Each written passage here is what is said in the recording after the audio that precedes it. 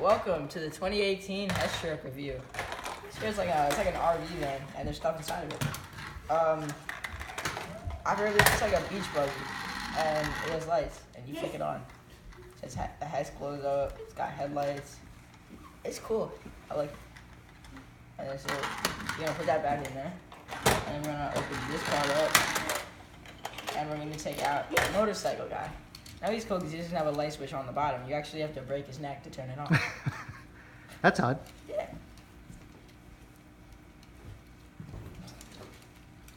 He's fun. Look at it. And like, pull back. Alright, yeah. Pull back. See that right? Now, I'm gonna load this guy back in there. Put these things. These like flaps down here. Like, that like unload the truck. Press this button on top for this one. And then here's the button right here for this one. But no sounds this year on the truck. Interesting. No, see, like this RV doesn't have sounds. Like I have turned on my light switch down here. And lights are on. All these things that look like buttons, they're not buttons. Interesting. Did Hess cheap out this year, Ethan? In your professional analysis? I guess it just wasn't enough sounds. Yeah, that's not good. But there's an extra vehicle inside this year. Usually there's only one, right?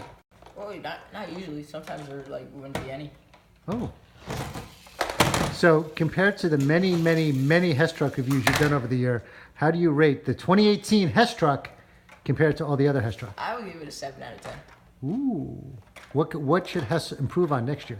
They should bring noises back. That was a fun part of it. They should be more specific when they say that these things can do wheelies, because I don't think they can. They can't. Yeah. But mostly the noises. That was a big letdown. Okay. I wanted to hear the same noises every year. Okay. Do you want to sign off for this year? Yeah, sure. No. Bye.